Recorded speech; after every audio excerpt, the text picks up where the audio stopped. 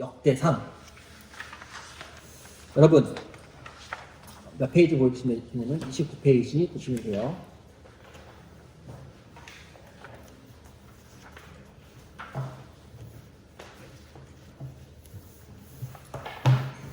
열왕기랑 역대기랑 내용이 겹치는 부분이 되게 많아. 그래서 사실 어떻게 보면 똑같은 책이다라고 볼 수도 있지만 엄연히 다른 책이에요. 어떻게 다르냐면 열왕기서는 이스라엘 백성이 아직 그 바벨론에서 포로로 돌아오기 전에 쓰여진 책이에요. 역대기는 포로로 돌아온 이후에 쓰여진 책이에요. 그러니까 열왕기는 그 포로 귀환이 이스라엘의 회복을 의미하는데 아직 회복되기 전이었고, 역대기는 회복된 이후에 쓰여진 책이에요. 동일한 역사가. 그래서 이 열왕기는 어디에 강조점이 있냐면 하나님의 심판의 강조점이 있어요. 그래서 우리가 구약개론 1에서 열왕기를 배울 때 열왕기의 역사관을 신명기적 역사관이라고 했죠. 신명기적 역사관이라는 뜻이 무슨 의미냐면 신명기 말씀은 하나님의 율법이 기록된 말씀인데 그 율법에 비추어서 율법에 불순종했기 때문에 너희들이 이렇게 멸망한 거다라는 그런 어떤 경고와 심판의 메시지가 열왕기에는 많이 기록되어져 있어요. 그러나 역대기는 그 돌아왔다 했죠. 돌아온 이후에 기록된 책이기 때문에 그거는 회복의 역사예요. 그래서 하나님께서 비록 너희들이 죄로 인하여서 멸망하지만 하나님은 다시 너희를 회복시켜 주신다라는 그런 심판보다는 회복과 구원의 강조점이 있는 말씀이 이 역대기 말씀이다. 알겠죠 이제? 이런 배경 속에서 시작을 해보고 성경책은 역대상을 펼쳐보면 됩니다. 자, 역대상을 한마디로 정리하면 우리 한번 읽어볼까요? 시작. 성전 준비. 역대상은 성전을 준비하는 내용입니다. 자, 역대상의 구조를 보면 첫 번째는 족보 이야기가 나와요. 그래서 아담부터 야곱까지 그 반계와 직계의 족보를 설명한 후에 포로에서 귀환한 사람들의 명단을 제시합니다. 그래서 족보가 굉장히 많이 나와요. 그래서 처음에 열왕기 1장부터 9장까지 읽는 게 힘들 수가 있어요. 그냥 사람 이름밖에 안 나오거든요. 두 번째는 다윗 왕에 대한 이야기가 나옵니다. 그래서 사울이 여호와께 범죄하여 버림을 받았고 다윗이 온 이스라엘의 왕이 되었다라는 내용이 역대상 10장에서 12장에 나오고, 그리고 역대상 13장에서 20장에는 언약궤에 대한 내용이 나옵니다. 다윗이 언약궤를 예루살렘에 이제 안치했고 하나님은 그 다윗에게 영원한 왕권을 약속하여 주셨습니다. 그리고 네 번째는 이제 건축 준비예요. 성전을 건축 준비하는 거겠죠. 역대상 21장에서 29장까지는 건축 준비에 대한 내용으로 다윗이 말년에 성전 건축을 위하여 물질을 준비하고 사역자들과 행정관들을 조직하여서 다윗이 성전 건축을 이제 준비를 합니다. 그러나 여기서 질문. 다윗은 성전 건축을 할 수 있었을까요? 못했을까요? 다윗은 성전 건축을 하지 못했어요. 그럼 성전은 누가 건축했을까요? 다윗의 아들 솔로몬이 건축을 했습니다. 넘어가서 보도록 할게요. 30페이지. 족보. 여러분, 한번 역대기 1장부터 9장까지 한번 쭉 훑어봐요. 그러면 사람의 이름만 진짜 많이 나올 거야. 사람의 이름, 누가 누구를 낳고, 누구의 증손이며, 누구의 아들이며, 누구의 아들이며, 누구의 증손이며, 이런 이야기들이 되게 많이 나와요. 족보. 여러분들도 족보 있나요, 집에? 저는 족보가 있어요. 저는 정주이시거든요. 근데 족보가 있는데 성경에서는 족보가 되게 중요한 의미를 차지해요. 왠지 한번 보도록 할게요. 자, 역대상의 첫 9장은 아담, 셋, 에노스 등으로 시작하여 포로에서 귀환한 사람들로 이어지는 긴 족보를 담고 있어요. 여기에 언급된 많은 이름이 현대 독자들에게는 생소하고 무의미해 보이겠지만, 그치? 우리가 이 이름을 할 수 이 사람 누군지 어떻게 알아, 그치? 근데 당시 이 족보가 왜 중요하냐면, 이제 포로로 이제 귀환한 사람들이잖아요? 이 사람들의 입장에서 보면, 이 족보는 우리가 하나님으로부터 온 아브라함의 후손이다라는 것을 입증해주는 아주 중요한 자료가 되는 거예요. 그래서 이 족보는 포로에서 돌아온 이스라엘 사람들이 하나님이 선택하신 언약 백성의 후손이라는 그 정체성을 확인해주는 역할을 하는 것이 바로 이 족보의 역할이다. 그래서 꼭 필요한 자료였어요, 이 족보는.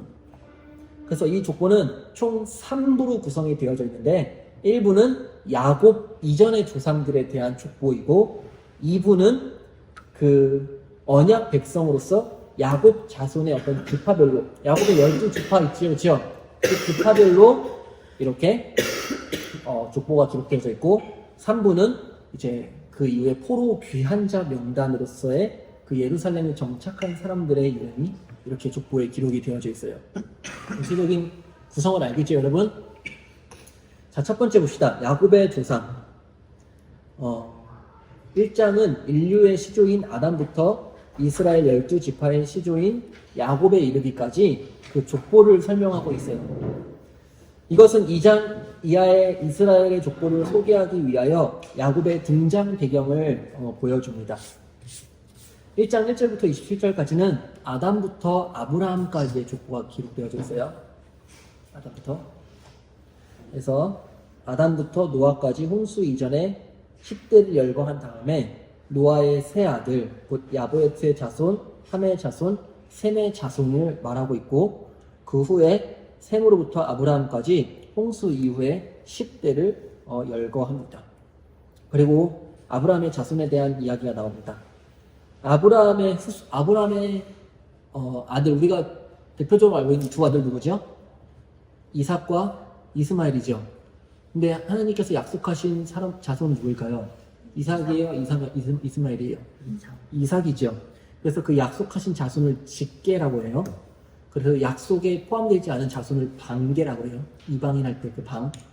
그래서 그 직계인 이삭의 족보와 방계인 이스마엘의 족보가 그 기록이 되어집니다. 자, 그리고 역대상 2장부터 8장까지는 야곱의 자손의 족보가 등장을 해요. 자, 야곱의 자손이 어떻게 나뉘어지냐면 남부와 동부와 그리고 레위 지파와 북부와 베냐민 족보, 크게는 이렇게 나뉘어집니다. 그래서 남부에는 유다와 시므온에 대한 족보가 쭉 나오고, 그리고 동부에는 르우벤, 갓, 므낫세 그 지파에 대한 족보가 나와요. 그러니까 이 남부 동부가 뭐냐면, 아까 우리가 그 이스라엘 지도 봤지요. 이스라엘 지도에서 남쪽에 거주하는 지파들, 그리고 동쪽에 거주하는 지파들, 그 지역별로 나뉜 거예요. 알겠죠? 그리고 6장에 가서는 레위 지파의 족보에 대한 이야기가 나옵니다. 그 레위가 역대기에서는 레위 지파가 굉장히 중요한 역할을 해요. 왜냐하면 역대기의 핵심은 뭐라고 했죠? 회복이라 했죠. 그 회복이 무엇을 중심으로 이루어지냐면 성전을 중심으로 이루어져요. 그 성전에서 주로 봉사하고 섬기는 지파가 누구냐면 레위 지파예요. 그래서 레위 지파가 중요하게 다루어져요. 역대기에서는. 자, 그리고 북부, 이스라엘의 북부는 누가 있었냐? 이사갈, 베냐민, 납달리, 므낫세, 에브라임, 아셀, 이렇게 6개의 지파가 있었어요. 그래서 이 6개의 지파에 대한 족보가 또 기록이 되어지고, 8장에서는 베냐민 족보가 다시 한번 언급이 돼요. 베냐민 족보가 8장에, 이미 7장에 언급이 되는데도 불구하고 또다시 8장에 베냐민 족보가 언급되는 이유는 왜 그러냐면, 그 이스라엘의 첫째 왕 사울이죠. 사울이 바로 베냐민 지파 사람이었기 때문에 그래요. 그래서 사울을 소개하기 위해서 베냐민 지파 족보가 다시 한번 이렇게 언급이 되는 겁니다. 자, 그리고 9장에 가서는 이제 포로 귀한 자에 대한 족보가 기록이 됩니다. 그래서 여기서의 초점은 뭐냐면 제사장과 레위인과 성전 문지기 그리고 그 외의 사역자까지 이 성전에서 봉사하는 사람들의 명단이 주로 제시가 돼요. 왜죠? 역대기 핵심은 회복이고 회복은 성전을 중심으로 이루어지기 때문에 그렇다. 그래서 역대기 9장 봅시다. 한번 성경책을 펴서 역대기 9장 10절에 보면 제사장 중에는 말씀이 있죠.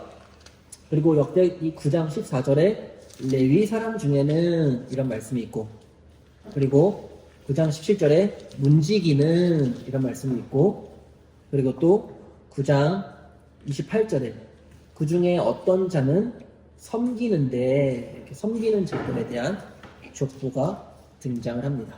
그래서 성전을 중심으로 이 역대기가 이루어지는 것이다 라고 암시하고 있는 거죠. 그렇죠? 그래서 포로 귀한 자까지 족보 이야기가 다 끝납니다. 자, 한번 정리해 볼게요. 족보 이야기. 첫 번째는 누구다? 아담부터 아브라함까지, 그렇죠? 아담부터 아브라함까지. 그리고 두 번째는 그러니까 야곱의 조상에 대한 족보가 나오고 두 번째는 야곱의 자손에 대한 족보가 등장하고 2장부터 8장까지. 그리고 마지막 9장에는 포로 귀한 자의 족보가 등장한다. 왜 족보가 중요하다고요? 이스라엘 백성들이 그 포로에서 귀환했을 때 자신들의 정체성을 확인하기 위해서 족보가 중요하다는 거죠. 그래서 이 족보는 굉장히 중요하다. 역대기에서 그것을 기억하면 좋겠고 자, 넘어가도록 하겠습니다.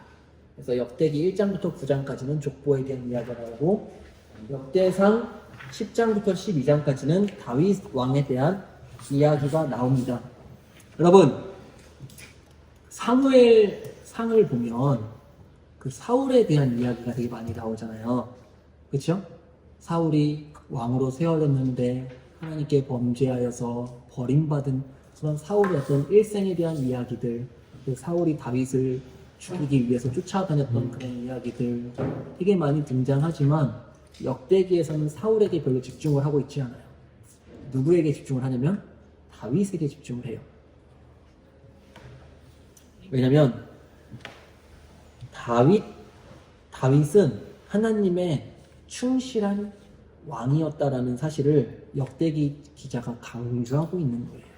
그러니까 실패한 왕에게 집중하기보다는 하나님이 기뻐하는 성공한 왕인 다윗에게 집중을 하는 거죠. 왜냐하면 역대기의 핵심은 심판이 아니라 회복이기 때문에.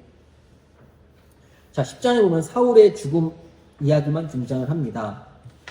10장, 역대상 10장 13절 같이 읽어볼까요? 13절부터 14절까지 여기 같이 읽어봅시다. 시작.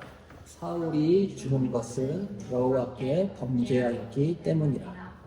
그가 여호와의 말씀을 지키지 아니하고 또 신접한 자에게 가르치기를 청하고 여호와께 묻지 아니하였으므로 여호와께서 그를 죽이시고 그 나라를 이새의 아들 다윗에게 넘겨주셨더라. 아멘. 여러분, 이런 사울이 왜 죽었다고 말씀하고 있죠? 하나님께 범죄하였기 때문에 죽었다라고 말씀을 하고 있죠. 이렇게 사울의 범죄를 말씀하면서 무엇을 강조하려고 하는 거냐면 다윗을 높이려고 하는 거예요. 다윗을 강조하기 위해서 사울의 실책을 말하는 것입니다. 그래서 11장에 넘어가면 다윗이 이제 왕으로 이스라엘의 왕이 됩니다. 에스겔서 34장 23절에 다윗을 이스라엘의 목자로 세우겠다라는 하나님의 말씀이 등장해요. 역대기에 보면 다윗이 1차로 유다의 왕이 되어서 북이스라엘과 배치되어 있었고 7년 6개월 동안에 대해서는 언급하지 않고 있어요. 그러니까 다윗이 원래는 통일 왕국의 왕이 아니라 처음에 7년 6개월 동안은 그 남유다의 왕으로서만 있었고 북이스라엘의 왕으로서 있지는 않았어요. 근데 그 사무엘 하에서는 그 이야기를 하고 있지만 이 역대기에서는 그 이야기를 하지 않고 있어요. 다윗이 이제 온 이스라엘의 왕이 되었다라고만 말하고 있죠.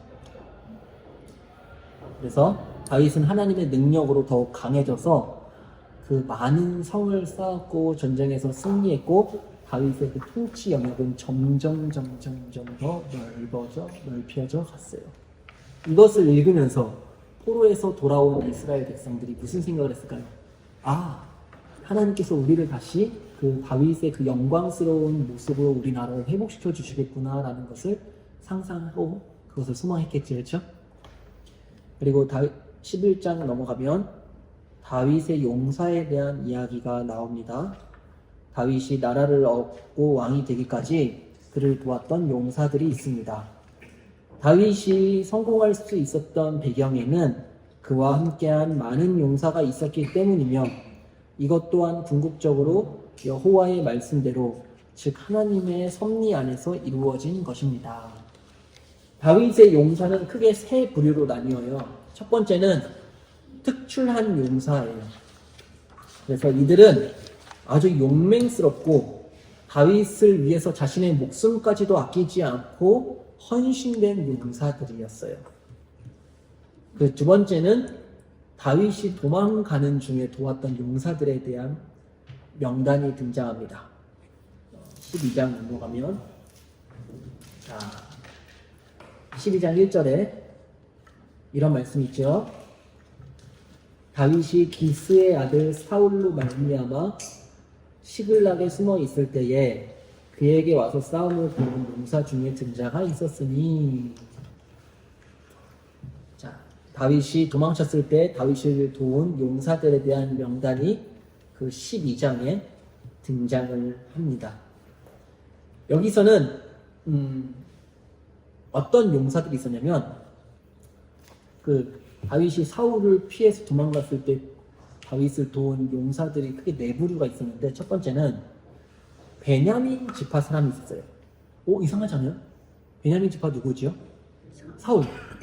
사울이 속한 지파인데 사울의 편에 서지 않고 다윗을 도운 베냐민 지파 용사들이 있었어요.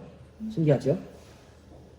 이들은 활을 잘 쏘고 물매도 잘 던지는 굉장히 싸움에 능한 기술자들이었어요. 두 번째는 갓 지파의 용사들이었어요. 이들은 방패와 창을 잘 썼기 때문에 이들은 그런 전면전에서 아주 강력한 용사들이었어요. 셋째는 베냐민과 유다 자손 중에서 다윗을 도운 용사들이 있었고 마지막 네 번째는 므낫세 지파에서 온 용사들이 있었어요. 특별히 이 므낫세 지파의 용사들은 무슨 일을 하였냐면 다윗이 그 사울을 피해서 도망할 때에 블레셋으로 숨었거든요. 근데 블레셋으로 숨을 동안에 어떤 일이 일어났냐면 아말렉 사람들이 블레셋 사람들을 치는 전쟁이 일어났어요. 근데 그 전쟁에서 다윗이 아말렉과 싸워요. 그래서 승리를 하는데 그 승리를 주로 도왔던 용사들이 바로 이 므낫세 지파에서 온 용사들이 주로 도왔던 거예요. 자, 그리고 마지막으로는 다윗이 왕이 되었을 때에 다윗이 왕이 되었을 때 다윗을 도운 용사들에 대한 이야기가 12장 23절부터 기록이 되어져 있습니다. 그래서 11장부터 12장에는 다윗을 도운 용사들에 대한 이야기가 이렇게 등장한다라는 게 기록이 되어져 있고, 그리고 이제 넘어가서 역대상 13장부터 20장까지는 언약궤에 대한 이야기가 중심을 이루어서 등장합니다. 여러분, 언약궤는 언제 만들어졌을까요?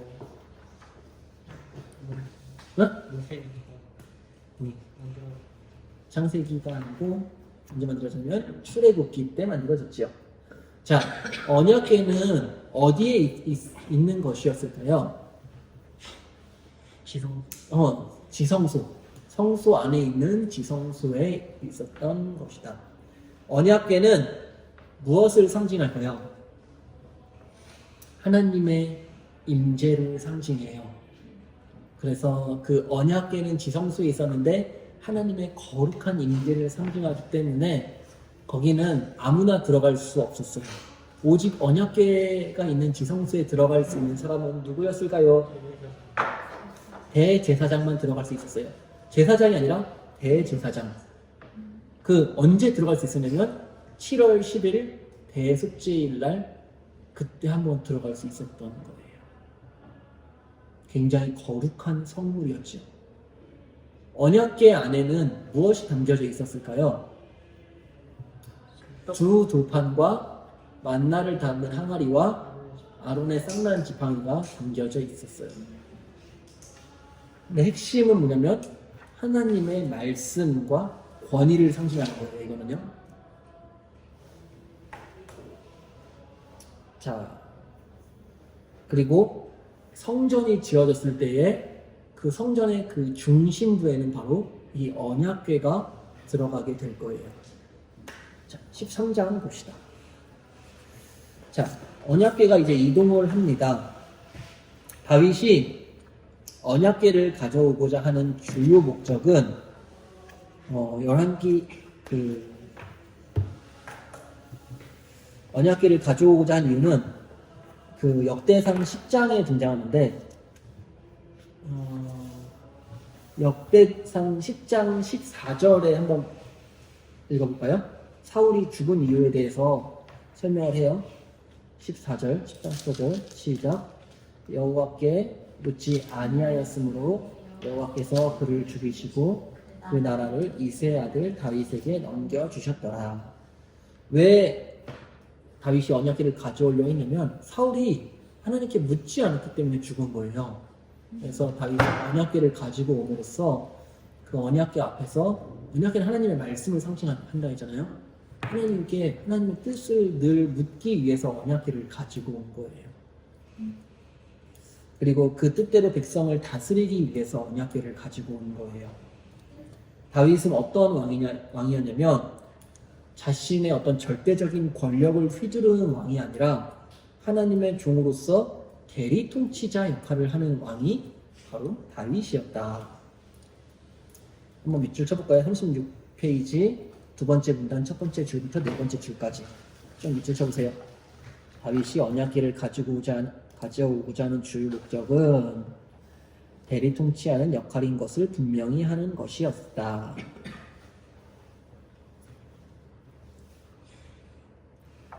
자, 다윗이 근데 언약궤를 가지고 오는 길에 사건이 하나 발생합니다. 그 소들이 언약궤를 이제 수레에다 싣고 오는데 그 수레를 끄는 소들이 막 날뛰는 거예요. 그래서 언약궤가 막 흔들리면서 떨어지려고 할 때에 누가 손으로 그 언약궤 떨어지지 않도록 팍 잡아요. 누구죠? 우사예요, 우사. 근데 그것을 잡는 순간 우사가 어떻게 되는지 알아요? 죽게 돼요. 왜냐하면 언약궤는 아무나 잡을 수가 없었어요. 레위 지파 중에서도 특별히 그핫 자손만 그 언약궤를 만질 수가 있었어요. 근데 우사는 그핫 자손이 아니었는데 언약궤를 손댄 거예요. 그래서 죽게 되고 이 언약궤가 그 다윗에게 바로 오지 못하고 누구의 집으로 가냐면 오벳 에돔의 집에 가게 돼요. 그리고 오벳 에돔의 집에 몇 달 동안 있냐면 석 달 동안 있게 되면서 그 오벳 에돔의 집이 하나님의 언약궤로 인하여서 큰 복을 받게 돼요. 석 달 동안. 그런 내용이 나오죠. 13장 14절 읽어봅시다. 시작. 역대상 13장 14절 시작. 하나님의 궤가 오벳 에돔의 집에서 그의 가족과 함께 석 달을 있으니라. 여호와께서 오벳 에돔의 집과 그의 모든 소유에 복을 내리셨더라. 아멘. 자, 이렇게 언약궤가 먼저 1차로 이동을 하고 두 번째는 14장에 다윗이 승리한 이야기가 나옵니다. 다윗이 블레셋과 싸워서 이기는 그런 승리의 이야기. 그래서 다윗은 하나님의 종이다라는 것을 말씀하고 있는 거죠. 그리고 15장에 가서 이제 그 오벳 에돔의 집에 있었던 언약궤를 다시 가지고 옵니다. 자, 하나님의 언약궤는 단순한 기구가 아니라 하나님의 임재를 상징하는 하나님의 어떤 보좌를 의미해요. 하나님의 보좌. 그래서 언약궤는 짐승이 끄는 수레에 의해서 이렇게 와야 되는 것이 아니라 왕이 행차하는 그 왕이, 여러분, 왕을 태우는데 그 짐승이 끌지 않고 우리 조선시대에도 왕을 태우는 가마를 누가 끌어가는지 알아요? 사람이 끌었잖아요. 그렇죠? 그것처럼 이 왕의 행차처럼 짐승이 아니라 사람이 이렇게 들고 왔었어야지 돼요. 그래서 2차 시도에서는 다윗이 하나님께서 주신 그 명령, 그 계명을 따라서 그 계명에 맞게 언약궤를 가지고 옵니다. 그 계명에 맞게 가지고 오니까 사람이 죽지 않았던 거예요. 자, 우리 15장 2절 같이 읽어볼까요? 시작. 15장 2절 시작. 다윗이 이르되 레위 사람 외에는 하나님의 궤를 낼 수 없나니 말하고 있죠. 그렇죠? 그중 누가? 레위 사람만 하나님의 궤를 낼 수 있다. 자, 그리고 이제 16장에 가서 다윗이 언약궤를 가지고 와서 언약궤를 이렇게 성막에다가 넣어놓고 번제와 화목제를 드립니다. 그리고 백성에게 음식도 나누어 주면서 축제의 기쁨을 누려요. 그래서 레위 사람을 언약궤 앞에서 하나님을 칭송하는 찬양의 제사가 계속 드려지게 했어요. 다윗이 너무너무 기뻤던 거예요. 그래서 역대상 16장 7절부터 36절을 보면 그 다윗이 얼마나 기뻤는지 다윗 그 언약궤를 가지고 온 날 다윗이 찬양하는 찬양이 나와요. 그래서 이걸 한번 나중에 한번 꼭 읽어보세요. 감사하며 찬양하며 감사하며 찬양하며 이런 말씀들이 되게 많이 등장을 합니다. 자, 이제 17장에 넘어가서 이제 하나님께서 다윗에게 나단 선지자를 보내십니다. 그래서 왕권 언약을 주세요. 왕권 언약. 왕권 언약이 사무엘하 7장에 기록되어져 있죠. 동일한 말씀이 여기에도 기록되어져 있는 거예요. 하나님은 다윗에게 성전을 너가 성전을 짓고 싶은 마음은 알겠다. 그러나 너는 성전을 지을 수가 없어. 그러나 내가 너를 위해서 집을 지어줄게 라고 하면서 하나님은 다윗에게 영원한 왕권을 약속해 주시는 다윗 언약을 주십니다. 그 언약의 핵심이 17장 14절이에요. 우리 같이 읽어볼까요? 17장 14절 시작. 내가 영원히 그를 내 집과 내 나라에 세우리니 그의 왕위가 영원히 견고하리라 하셨다 하라. 아멘. 영원히 견고하리라. 그래서 남유다 왕의 특징은 그 후손이 바뀌지가 않아요. 다 다윗의 후손으로서 왕이 세워져요. 북이스라엘은 그렇지 않았는데 남유다는 그렇게 됩니다. 자, 그래서 18장부터 20장까지는 이제 성전 건축을 위해서 주변 나라들, 아직 정복하지 않은 이방 나라들과 싸워서 승리하면서 주변 나라를 제압하는 그런 사건들이 기록이 되어져 있습니다. 그래서 암몬과 아람과 랍바와 블레셋과 이렇게 다양한 이방 민족들과 싸워서 승리를 해요. 이것도 하나님께서 주시는 승리예요. 내가 내 왕위가 영원히 견고하게 하리라 하셨던 그 말씀의 성취인 거죠.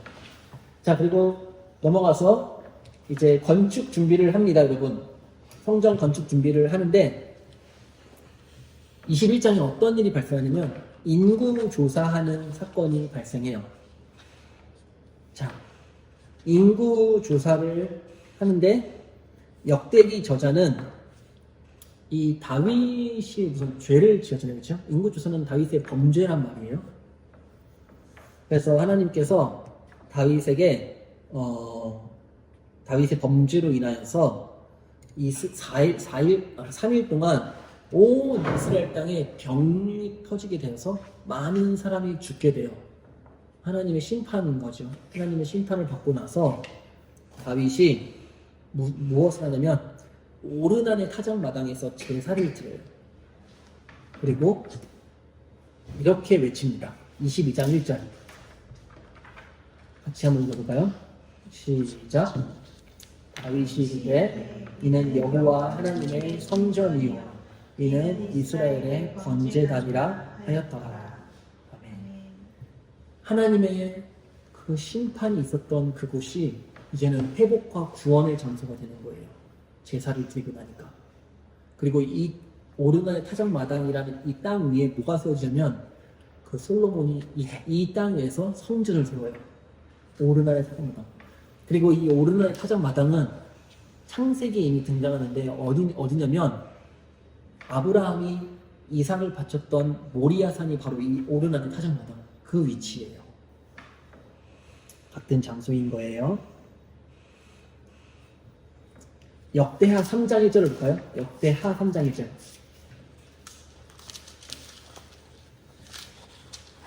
자,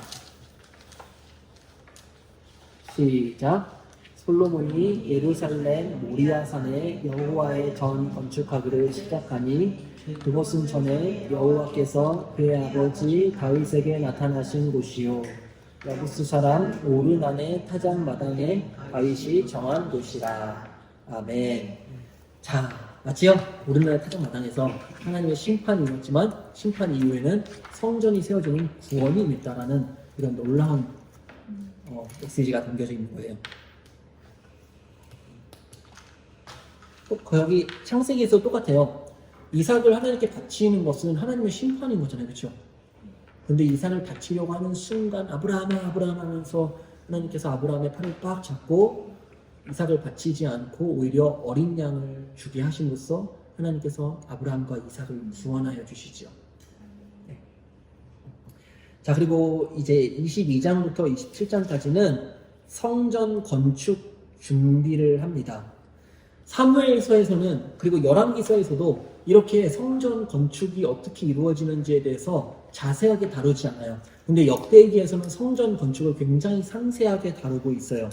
특별히 여기서는 제사장과 레위인, 찬양대와 문지기 등 성전에서 사역하는 자들이 누구인지에 대해서 굉장히 자세하게 말하고 있어요.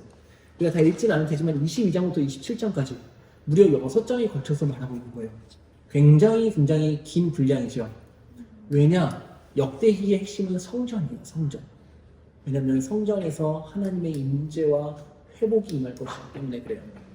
그리고 28장부터 29장까지는 그 다윗이 성전 건축을 위해서 솔로몬과 그 솔로몬 주변에 있는 많은 지도자들에게 당부하는 말씀이 기록이 되어져 있습니다. 이렇게 해서 역대상이 이제 마무리되어지는데, 여러분 역대상에선 다윗의 이야기가 많이 등장하는데 열왕기와 비교했을 때 기록되지 않은 내용이 있어요. 왜냐하면 다윗이 그 우리아의 아내 밧세바를 간음한 사건이 역대기에는 기록이 되어져 있지 않아요. 왜 그러냐면 역대기에서는 그런 죄에 대한 심판의 메시지가 그렇게 많이 강조되어 있지 않아요. 오히려 역대기의 핵심은 무엇이다? 성전과 회복이다. 알겠죠? 그래서 열왕기와 역대기가 같은 시기의 역사를 기록하고 있지만 다른 관점에서 기록하고 있다는 것을 우리는 배워가고 있는 거예요. 자, 역대상은 한마디로 성전 준비였지요. 성전 준비를 누가 했지요? 다윗이 했어요. 자, 역대하는 이제 성전이 만들어집니다. 그것을 제1성전이라고 해요. 첫 번째로 만들어진 성전이 제1성전이에요. 그러면 제2성전도 있다는 거죠. 제2성전은 나중에 우리가 에스라 때 볼 거예요. 에스라 때 제2성전이 세워집니다. 자, 봅시다. 자, 역대하 제1성전의 내용은 이렇게 진행이 됩니다. 첫 번째 1장부터 9장까지는 솔로몬에 대한 이야기가 나와요. 그래서 다윗의 아들 솔로몬이 예루살렘에서 성전을 건축하고 나라의 황금기를 이루었어요. 그래서 이스라엘 왕 중에 제일 강력하고 제일 부유했던 왕이 누구냐면 솔로몬 왕이에요. 그리고 두 번째는 10장부터 20장까지는 분열 전반부, 나라가 이제 솔로몬 이후에 분열이 돼요. 그래서 북이스라엘과 남유다로 나뉘어지지요. 분열 직후에 유다 왕들이 여호와를 의지하고 찾을 때에 나라가 평안하고 견고해졌습니다. 그 열왕기 같은 경우는 북이스라엘과 남유다를 이렇게 골고루 이렇게 다루어 가고 있어요. 근데 특히 북이스라엘을 좀 더 집중해서 다루고 있어요. 근데 역대기 같은 경우는 남유다를 더 집중해서 다루고 있어요. 왜일까요? 왜냐면 북이스라엘은 거기 성전이 없는 나라였어요. 남유다에 예루살렘이 있었고 그 예루살렘에 성전이 있었기 때문에 역대기는 남유다를 중심으로 다루고 있는 거예요. 그리고 21장부터 32장까지는 이제 분열 후반기에 대한 이야기입니다.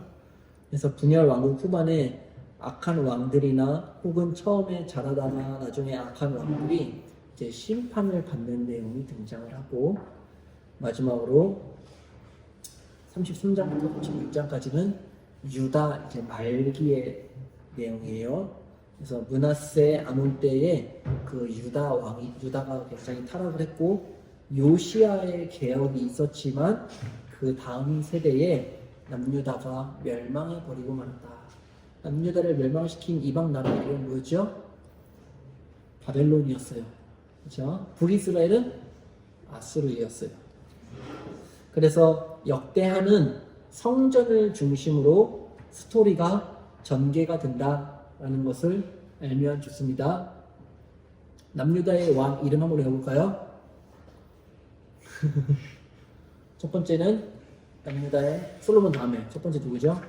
르호보암, 아비암, 르아비, 아사, 여호사밧, 여호람과 아하시야, 아달랴, 자브로, 요아스와 아마샤, 우시야, 요담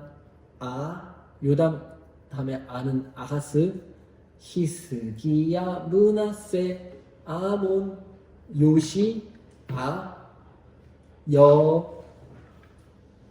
여호아스, 여호아김, 여호아긴, 시드기야. 그렇게 유다의 왕이입니다. 따라 불러봅시다. 시작. 르아비, 아사여. 네, 써줘야 되겠다. 자, 써줄게요.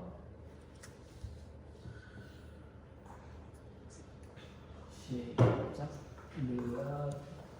르아비, 아사여, 여호람과 아시야, 아달랴, 자브로, 요아스와 아마시.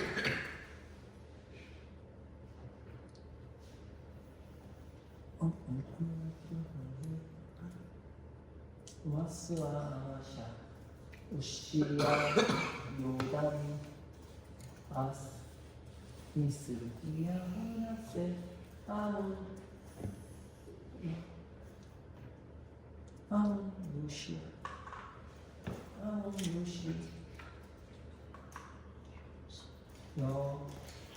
여호아스.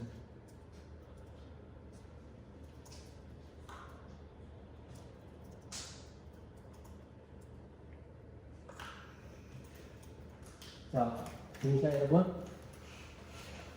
시작. 르아비, 아사여, 여를 안 썼구나. 여호사밧. 자, 시작. 르아비, 아사여, 여호람과 아시야. 아달랴는 여러분 여기 왕이 아닌 게 아니죠? 아달랴는 그 요아스의 저기요, 엄마예요. 그냥 아달랴는 저기 는 거예요. 저기 우리가 음을 맞춰야 되기 때문에. 아달랴, 자브로, 요아스와 아마샤, 우시야, 요담, 히스기야, 므낫세, 아몬 요시 온다냐.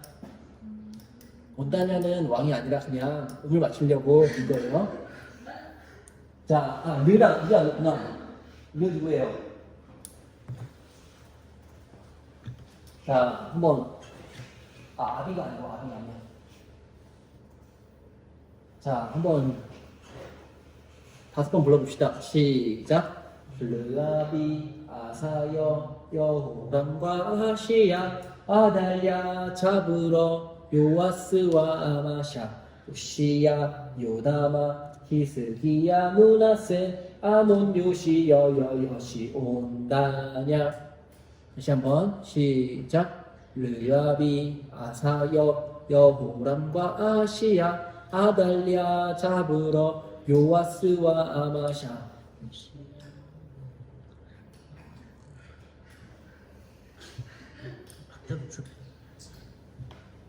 다시 한번 레드피가 들어가. 시작. 르아비 그 큰 목소리로 다시 한번 시작.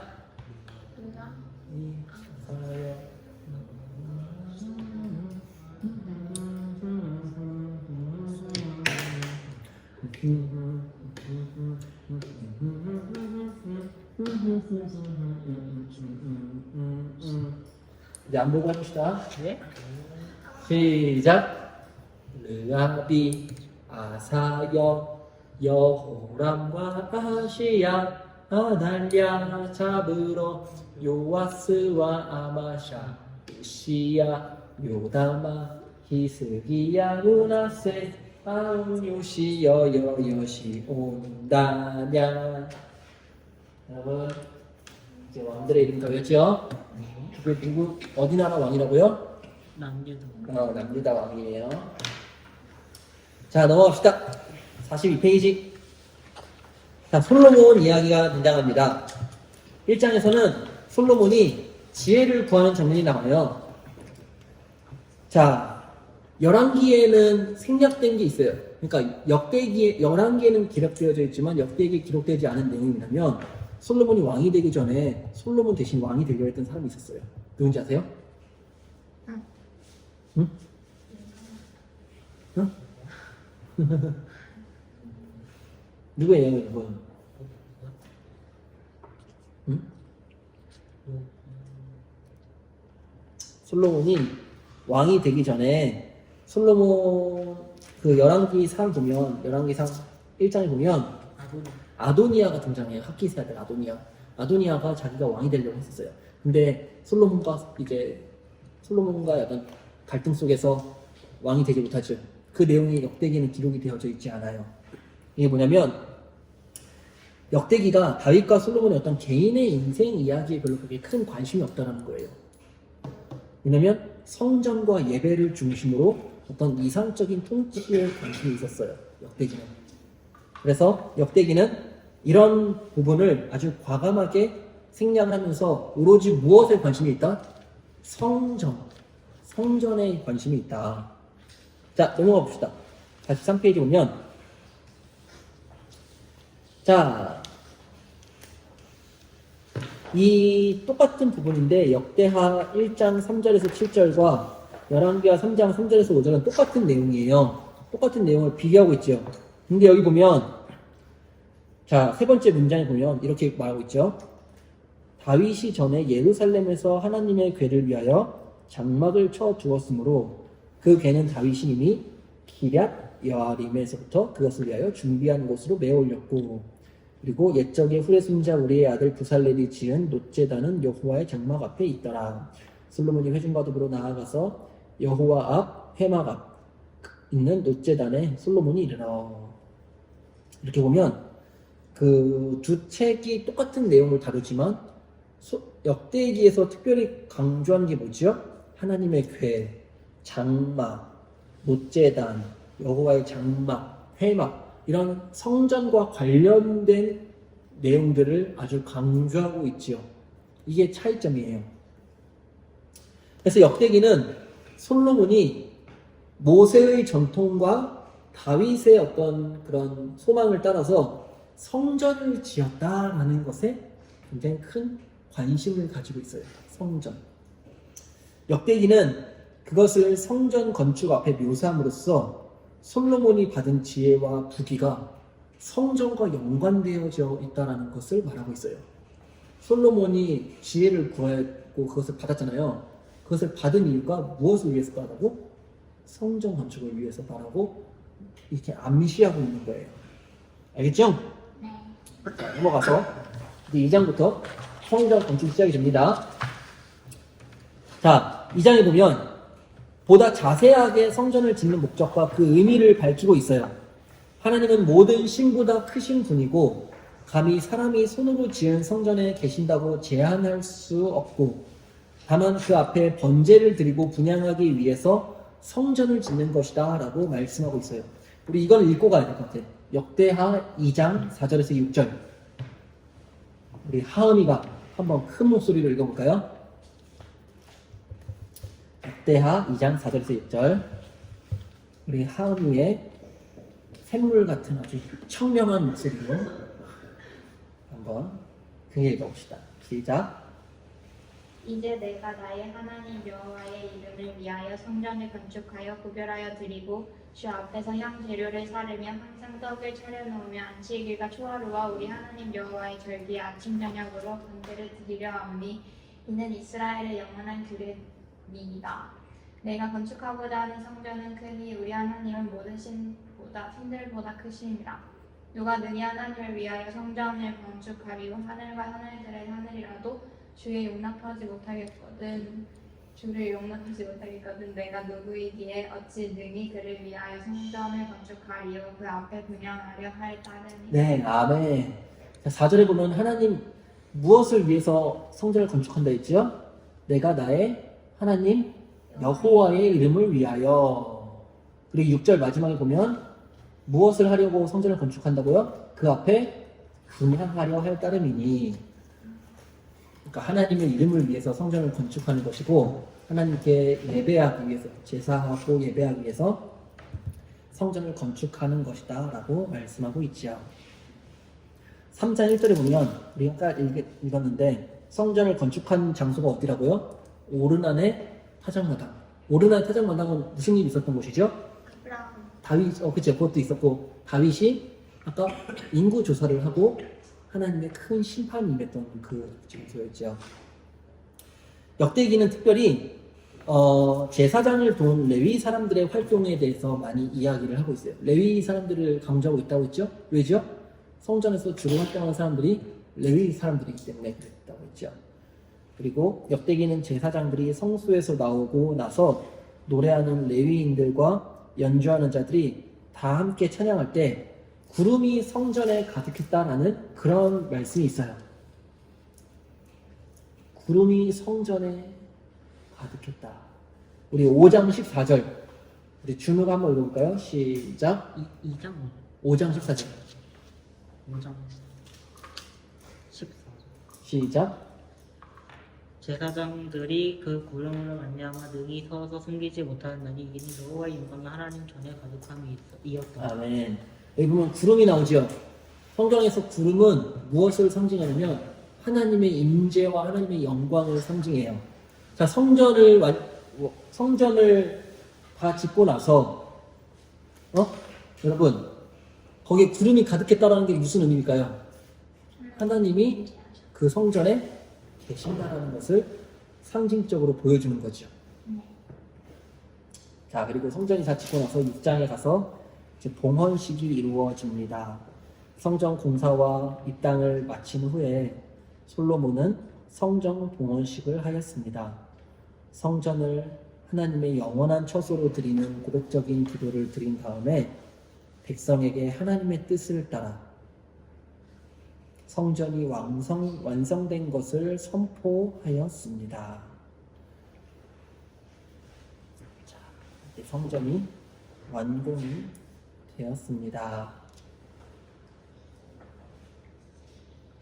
자, 그리고 솔로몬은 기도를 하고 46페이지 넘어가서 세 번째 줄 열왕기는 솔로몬이 기도를 마치고 난 후에 일어나서 백성을 향하여 축복하고 권면하였어요. 열왕기는 그랬어요. 그리고 그 백성이 하나님의 길로 가며 그 계명과 법도와 율례를 지키라고 명령을 했어요. 열왕기에서는 솔로몬이. 근데 역대기는 보세요. 그런데 역대기는 열왕기에 비해 하나님의 율법에 대해 그다지 강조하지 않습니다. 오히려 성전에 임재하신, 거기 밑줄 치세요. 성전에 임재하신 하나님의 역사를 더 인상적으로 묘사합니다. 솔로몬이 기도를 마친 후 불이 하늘에서 내려와 번제물들을 사르고 하나님의 영광이 성전에 가득했습니다. 좀 다르죠? 그렇죠?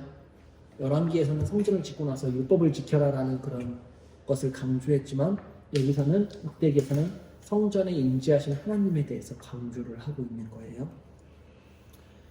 그리고 하나님의 응답, 하늘에서 불이 내려오고 하나님의 영광이 성전에 가득한 것은 성전 봉헌에 대한 하나님의 공식적인 응답이었습니다. 자, 넘어가도록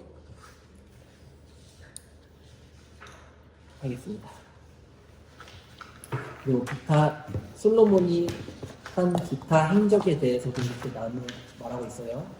솔로몬은 성전 건축 이후에도 지방 건축을 하였고, 그리고 국고성을 짓는 등 활발하게 건축 활동을 하였어요. 그리고 성전 관리를 하였고, 솔로몬은 성전 예배를 위해서 왕으로서의 책임을 잘 감당하였습니다. 그리고 또 솔로몬의 명성과 부에 대해서도 이야기를 하고 있고, 그리고 9장에 가서는 솔로몬의 죽음에 대해서 이야기를 하고 있어요. 여러분, 근데 여기서도 또 열왕기와 역대기의 차이가 있습니다. 열왕기에서는 기록하고 있지만 역대기에서 기록하지 않은 솔로몬에 대한 이야기가 있어요. 그게 뭐냐면 열왕기에서는 그 솔로몬의 말년에 그 아내를 1000명을 주었다고 이야기를 해요. 그러면서 솔로몬이 이방 여자들과 결혼을 하면서 우상을 섬겼다라고 이야기를 하지만 역대기에는 그런 내용이 있을까요? 없을까요? 없어요. 역대기에는 없어요. 왜냐하면 역대기가 기록된 목적은 솔로몬의 개인적인 업적을 평가하는 것이 아니고 성전을 위해서 솔로몬이 무슨 기여를 했는지에 대해서 이야기하고 싶었기 때문에 그래요. 그리고 이 포로에서 돌아온 이스라엘 백성들이 성전과 예배의 회복이 이루어지기를 격려하기 위해서 이 말씀이 쓰여졌기 때문에 그런 솔로몬에 대한 개인적이거나 부정적인 평가는 기록되어져 있지 않다라는 것이 역대기의 특징입니다. 자, 10장에 넘어가서 이제 분열 전반기에 대한 이야기가 나옵니다. 자, 르호보암에 대한 이야기가 먼저 나와요. 르호보암은 강압 정책을 펼쳤어요. 이놈 자식들, 이스라엘 백성 안 되겠구나. 내가 아주 더 강력하게 못 살게 굴어야지 하면서 아주 강압 정책을 펼쳤어요. 그런데 이 역대기에서는 열왕기와 다르게 르호보암의 어떤 긍정적인 면들을 또 부각을 시키고 있어요. 넘어가서 50페이지 두 번째 문단 세 번째 줄에 보면 이런 말씀이 있습니다. 역대기는 르호보암의 긍정적인 측면을 놓치지 않고 보여줍니다. 즉 르호보암이 회개하였으므로 하나님이 그의 겸비함을 보시고 또 유다의 선함이 있음을 보시고 유다를 멸망시키지 않으셨다라는 이러한 긍정적인 묘사가 나와요. 그렇지만 르호보암은 하나님께 죄를 지은 범죄한 왕이었어요. 율법을 떠났고 그리고 하나님께서 애굽 군대를 일으켜서 그 르호보암을 심판하시기도 하셨어요. 그럼에도 불구하고 이런 르호보암에 대한 긍정적인 평가를 역대기가 하고 있다는 것은 어떤 회복에 대한 소망 메시지를 전달해주고 있다는 증거이지요. 자, 르호보암 다음에 누구죠? 왕? 아비암. 노래에 효과가 있어. 좋아요. 자, 아비야라고 하기도 하고 아비암이라 하는데 아비암이 맞아요. 아비암. 자, 열왕기상은 르호보암의 아들 아비야는 아버지가 행한 죄를 따라 짓는 악한 왕으로 소개를 하였어요. 아비야도 르호보암과 마찬가지로 악한 왕이었어요. 그리고 여로보암과 전쟁을 했다고 짤막하게 언급하고 아비암에 대한 어떤 열왕기의 묘사는 되게 짤막하게 하고 넘어갔지만 역대기에서 여로보암과 아비암 사이에 있었던 남북 전쟁을 역대기에서는 좀 더 자세하게 말씀하고 있어요. 그래서 여기서도 아비암을 보다 긍정적인 왕으로 묘사를 하고 있어요. 열왕기보다. 그래서 이 아비암 때는 북이스라엘과 아비암 때 전쟁이 많이 이루어졌는데 이 전쟁을 할 때 유다의 군인은 40만이요 이스라엘의 군인은 80만이었지만 이런 유다가 군인이 더 적으니까 훨씬 불리할 거 아니야. 그런데 이런 상황에서 아비암이 북쪽을 향해서 긴 연설을 하는 말씀이 여기 등장을 해요. 이게. 근데 그 연설의 요지는 이거였어요. 이제 나중에 여러분들 13장을 보시면 알겠지만 유다가 다윗의 자손의 왕과 성전의 제사장을 중심으로 여호와의 신앙을 유지하고 있기 때문에 이스라엘이 유다와 싸우는 것은 여호와의 나라를 대적하는 것이므로 여호와와 싸우지 말라라는 거예요. 그러니까 북이스라엘이 자꾸 공격해 오니까 공격하지 말아라. 왜냐하면 우리는 다윗의 자손들이고 여기는 성전이 있는 곳이다 라고 하면서 공격하지 말아라 라고 이야기를 해요. 그리고 유다는 결국 이 전쟁에서 이겨요.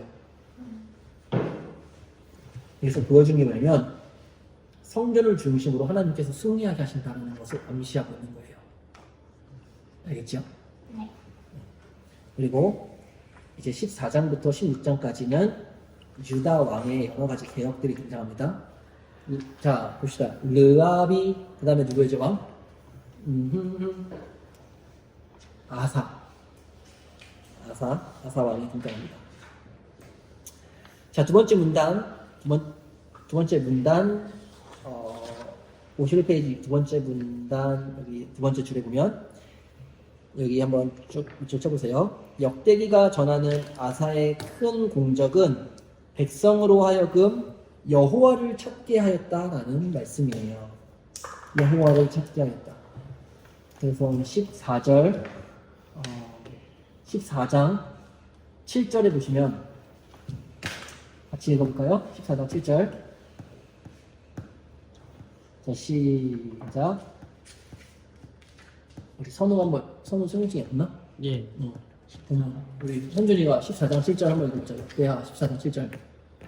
시작. 아사가 일찍이 유다 사람에게 이르되 우리가 우리 하나님 여호와를 찾았으니 네, 거기까지.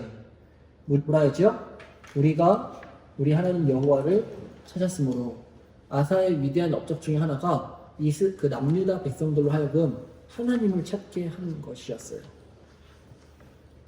그리고 아사가 하나님을 찾고 모든 우상들을 깨뜨리면서 그 남유다 땅에 어떠한 일이 일어나냐면 평안함이 임한 거예요. 이렇게 됐고, 그리고 구스 사람과 맞서서 싸우기도 했지만 하나님께 기도하고 의지하였더니 그 구스 사람과 싸워서 승리하였다라는 그런 말씀도 역대하에 나옵니다. 그리고 15장에 가면 아사 왕이 개혁을 해요. 어떤 개혁을 하냐면 모든 우상들을 다 쫓아버립니다. 그리고 오직 하나님만 찾으라 라고 명령을 합니다. 15장에 가서. 그리고 16장에 가면 아사의 이제 실책, 아사의 잘못이 드러나는데 무슨 잘못이 드러나냐면 52페이지 맨 마지막 문단 세 번째 줄 보면 자, 이스라엘 왕 바하사가 유다를 공격하려고 와요. 이때 아사는 하나님을 의지하지 않고 아람 왕에게 뇌물을 보내서 그의 도움으로 이 위기를 극복하려고 했습니다. 그래서 아사의 요청에 따라 아람 왕이 이스라엘 북쪽 국경을 침범하였고 이에 바하사는 라마를 포기하고 군대를 철수해 갔지만 아사의 바람대로 물론 북이스라엘과의 전쟁을 아람의 도움으로 이기긴 했지만 그가 하나님을 의지하지 않았기 때문에 예루살렘 그 남유다 땅에는 하나님의 심판이 있을 것이다라는 하나님의 심판 메시지가 포함돼요. 그러니까 초창기에는 하나님을 열심히 찾았지만 후반기에서는 하나님을 의지하지 않고 이방 나라를 의지하였던 그런 아사의 죄악된 모습을 볼 수 있게 되어지죠. 그리고 17장에 가면 여호사밧의 개혁이 있습니다. 여호사밧의 개혁 중에 우리가 주목해야 될 것은 이 53페이지 여호사밧의 개혁 거기서 밑에서 5번째 줄 보면 역대기에서 특별히 주목하는 것은 여호사밧이 방백들과 제사장들과 레위인들로 하여금 여호와의 율법책을 가지고 유다 성읍들에 두루다니며 백성을 가르치게 했다는 것입니다. 여호사밧의 핵심적인 일은 뭐냐면 율법책을 갖고 다니면서 사람들에게 율법을 가르쳤다는 거예요. 마치 지금 목사님이 너희들에게 이렇게 성경을 가르치는 것처럼. 자, 넘어가서 근데 이 말씀이 뭐가 연결되냐면 나중에 에스라에 보면 에스라가 포로로 귀환해서 무엇을 하냐면 이스라엘 백성들에게 율법을 가르치는 장면이 등장을 해요. 그 장면과 이렇게 연결이 되어져 있는 모습이에요. 넘어가서 18장에 보면 여호사밧과 아합의 문제가 발생하는데 여호사밧의 잘못이 뭐냐면 아합 가문과 혼인 관계를 맺었다는 거예요. 그래서 여호사밧은 이 혼인으로 인해서 많은 그 우상을 받아들이게 됩니다. 그렇지만 여호사밧은 하나님의 도우심으로 구원을 받았다는 것을 역대기는 많이 강조를 하고 있어요. 자, 19장에 보면 여호사밧의 2차 개혁이 등장하고 넘어가서 55페이지 20장에 가면 여호사밧은 하나님을 끝까지 의지하였다라는 그런 말씀이 있습니다. 앞에 나오는 여호사밧 앞에 아사 왕은 마지막 말년에 하나님을 의지하지 않고 아람 왕을 의지하잖아요, 그렇죠? 근데 여호사밧은 말년에 아람 왕이 아니라 하나님을 의지하였다라고 말씀하고 있습니다. 그리고 넘어가서 21장부터 32장까지는 분열 후반부입니다. 그래서 여기서는 여호람, 아하시아 쭉 넘어가서 요아스, 아마샤, 우시야, 그리고 요담, 아하스, 히스기야, 므낫세 이렇게 여러 왕들이 등장을 하는데 우리가 좀 여기는 시간 관계상 좀 넘어가도록 할게요. 그리고 마지막으로 역대하 33장에서 36장까지는 유다의 이제 마지막 시기예요. 그래서 33장에 보면 62페이지입니다. 열왕기는 여러 차례 므낫세의 악행이 하나님의 진노를 사서 그 때문에 유다가 멸망했다라는 것을 강조하고 있지만 역대기는 유다의 멸망 이유를 므낫세의 죄로 인하이라고 이렇게 므낫세에게만 책임을 돌리지 않아요. 오히려 므낫세를 좀 긍정적으로 평가하는데 므낫세는 굉장히 악한 왕이거든요. 그 남유다에서 어떻게 평가하냐면 그가 아수르 군대에 사로잡혀 바벨론으로 끌려갔을 때에 므낫세가 겸손하게 하나님께 기도하였더니 하나님께 용서를 받고 다시 예루살렘으로 돌아와 왕위에 앉게 되었다라고 이 므낫세 굉장히 악한 이 왕을 좀 긍정적으로 평가를 해요. 역대기에 이런 모습들이 계속 등장하는 거예요. 열왕기에서는 굉장히 악하게 평가하는 왕이지만 역대기에서는 좀 더 긍정적인 평가하는 모습들이 계속 나타나요. 왜냐하면 역대기의 핵심은 회복에 대한 메시지이기 때문에 그래요. 그렇죠? 그리고 넘어가서 34장, 35장에는 이제 마지막 개혁입니다. 요시야 왕의 개혁이 등장해요. 그래서 요시야 왕이 성전을 수리하다가 율법책을 발견하였어요. 그래서 율법책을 읽고 우리가 이 율법책과 완전히 반대되는 삶을 살아왔구나. 하나님 앞에 온 백성이 회개하는 회개의 역사가 일어납니다. 그리고 요시야 왕이 율법책에 기록된 대로 무엇을 지키냐면 유월절을 지켜요. 그래서 유월절을 지킨 것이 중요한 의미를 지니는데 왜냐하면 이 유월절은 이스라엘 예배의 핵심이기 때문에 그래요. 그래서 성전이 회복되어지고 요시야의 개혁으로 인하여서 그 예배가 회복되어지는 계속해서 이 회복의 메시지가 등장하는 것을 우리가 알 수 있어요. 그리고 36장에 가면 이제 유다의 마지막 소수에 대해서 말씀을 합니다.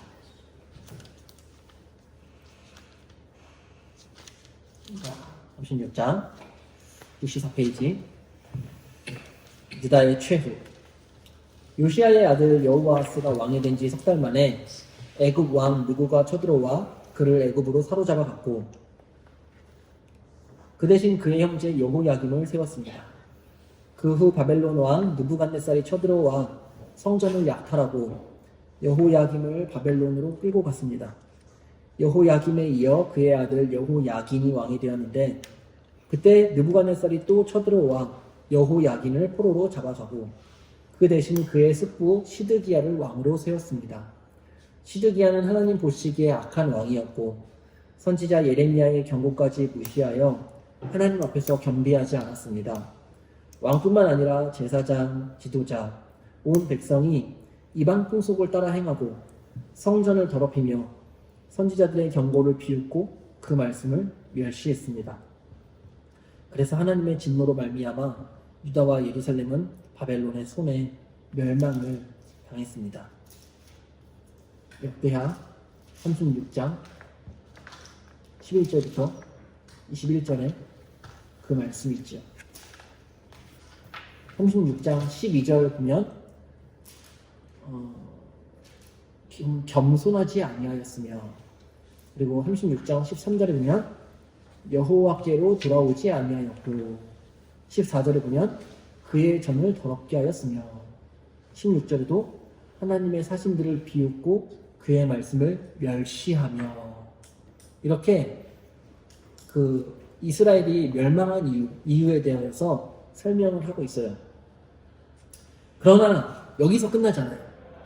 역대기는 멸망 이후에 하나님이 고레스의 마음을 감동시키셔서 바벨론에 끌려간 이스라엘 백성이 예루살렘에 돌아와 성전을 건축할 수 있게 되었다는 사실로 이제 이야기가 끝이 나는 거예요. 그래서 이스라엘의 역사가 비참하게 끝나지 않았다는 것을 말씀함으로써 소망의 메시지를 전해주고 있어요. 우리 마지막으로 역대하 36장 22절과 23절 말씀을 우리 한 목소리로 크게 읽고 마치겠습니다. 36장 22절과 23절 시작. 바사의 고레스 왕 원년에 여호와께서 예레미야의 입으로 하신 말씀을 이루시려고 여호와께서 바사의 고레스 왕의 마음을 감동시키시매 그가 온 나라에 공포도 하고 주소도 내려 이르되 바사 왕 고레스가 이같이 말하노니 하늘의 신 여호와께서 세상 만국을 내게 주셨고 나에게 명령하여 유다 예루살렘에 성전을 건축하라 하셨나니 너희 중에 그의 백성된 자는 다 올라갈지어다. 너희 하나님 여호와께서 함께 하시기를 원하노라 하였더라. 아멘. 이 바사는 어떤 나라냐면 페르시아이었어요. 그 당시에 강대국이 3개 있었는데 아수르, 바벨론, 페르시아였어요. 그러나 아수르와 바벨론이 다 페르시아에 의해서 멸망을 받은 거예요. 아주 강력한 이방 나라였어요. 근데 그 나라의 왕의 이름이 바로 고레스였는데 고레스에게 하나님께서 어떤 마음을 주셨다 했죠? 예루살렘 성전을 건축하라는 마음을 주신 거예요. 자, 이제 역대기 말씀이 끝났어요. 역대기 핵심은 뭐라 했죠? 성전 건축이었어요. 회복을 하는 회복인데 회복이 어떻게 이루어지냐면 무너진 성전이 다시 건축된다라는 그런 메시지로 마무리됨으로써 성전 건축의 회복으로 소망을 갖게 하는 게 이 역대기 말씀의 핵심이에요. 그래서 에스라 보세요. 에스라 1장 2절 3절까지만 읽고 우리 마칩시다. 에스라서 다음 역대 바로 다음이 에스라예요.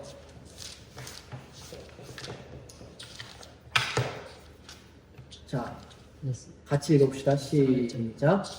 바사왕 고레스 원년에 여호와께서 예레미야의 입을 통하여 하신 말씀을 이루게 하시려고 바사왕 고레스의 마음을 감동시키시매 그가 온 나라에 공포도 하고 조서도 내려 이르되 바사왕 고레스는 말하노니 하늘의 하나님 여호와께서 세상 모든 나라를 내게 주셨고 나에게 명령하사 내가 예루살렘에 성전을 건축하라 하셨나니 이스라엘의 하나님은 참 신이시라. 너희 중에 그의 백성된 자는 다 유다 예루살렘으로 올라가서 이스라엘의 하나님 여호와의 성전을 건축하라. 그는 예루살렘에 계신 하나님이시니라. 아멘. 그래서 역대기 말씀이 끝나고 바로 에스라가 이어지는데 에스라의 핵심은 성전 건축이다 라는 것을 우리가 다음 시간에 살펴보도록 하겠습니다. 오늘은 여기까지 하도록 하겠습니다.